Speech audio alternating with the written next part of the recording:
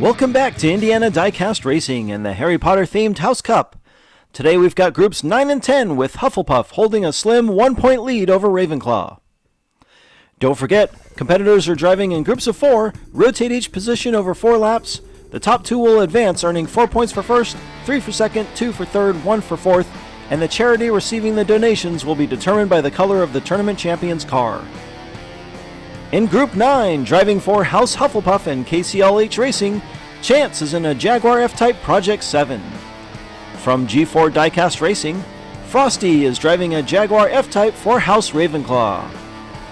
From Heartbeat Racing, in a Brit Speed for House Slytherin, it's Hey Jude. And in another Jack, John, and Katie Racing entry, John is driving a Jaguar XESV Project 8 for Gryffindor. Chance and Frosty start up front, Jude and John in the back. Frosty quickly accelerates ahead of the pack, Chance leading the rest of the group. Hey Jude whips around the outside of Chance on the overpass, and he's quickly gaining on Frosty. It'll be Frosty, Hey Jude, Chance, and John in a distant fourth. Hey Jude with a mediocre start, finding his groove in turn 3 and pretty much accelerates the entire second half of the track. A good start for Frosty, who gets 4 points from the outside lane. Hey Jude moves up to the pole for lap 2. Jude gets the edge on the inside but gets spun. He's out of turn 2 in the lead, and Frosty makes the pass for second. Frosty spins wildly on the final straight, but manages to cross the line just ahead of Chance. And there's John again for a distant fourth. This time it's Frosty with the great pass over Chance. Frosty and Hey Jude tied with a solid lead after 2.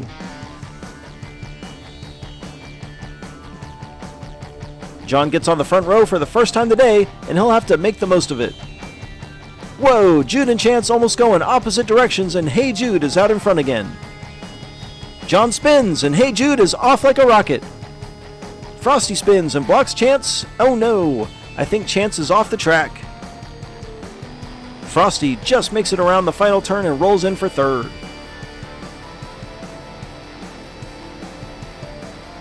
A lot of bumping and sliding behind Hey Jude, and Hey Jude moves out to a 2-point lead over Frosty after 3. Chance has been eliminated, and John is a long shot with 1 lap to go.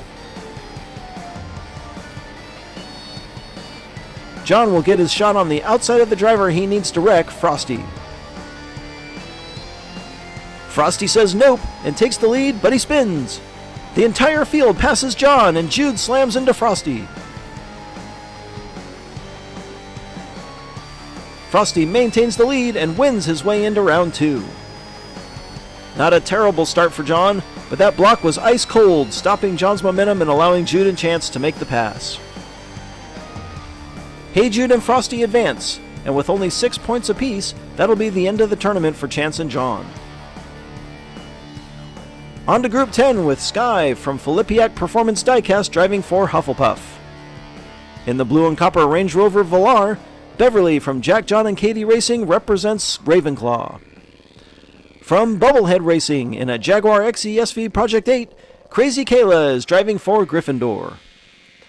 And finally, in the top right corner driving an Aston Martin 177 for House Slytherin, it's Henley from KCLH Racing. Sky and Beverly get the front row for lap 1, Kayla and Henley in the back. Wow, the Jaguars of Sky and Kayla fly out of the gate, and this one is a 2-car race from the start. It'll be Sky, then Kayla, followed by Beverly and Henley. A dominating start by the pair of Project 8s. Hufflepuff and Gryffindor on top after 1.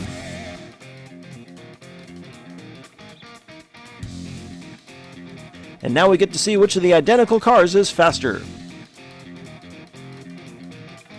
They're nearly dead even through 1, but Crazy Kayla able to use that inside lane to get the advantage. I think Henley wrecked in turn 2, and this is again a 2-car race.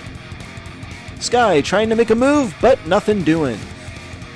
Beverly makes her way through the final turn to claim third, and Henley has gone to visit the Dursleys. Another superb start for Kayla and Sky. The pair now tied atop Group 10 at 7 and are primed to literally run away with this one. Henley and Crazy Kayla up front, Beverly and Sky in the back. I think we saw this coming. Kayla and Sky rocket away again. Sky goes for the pass on the inside, and Kayla shoves her right off the overpass. Thank goodness for that sub-track safety service. Kayla, living up to her name, takes the win. Henley rolls in for second, and Beverly has wrecked short of turn 2. Sky, not content with just moving on, goes for the win and pays dearly for testing Crazy Kayla. Kayla clinches a spot in round 2, and despite that DNF, Sky still holds a commanding 3-point lead over Beverly and Henley. As is so often the case here at the Triangle, the underdogs share the front row for lap 4, but one of them will need to win the race, while at the same time Sky would need to finish 4th or DNF. Henley gets out front, and so far so good as Sky lags behind.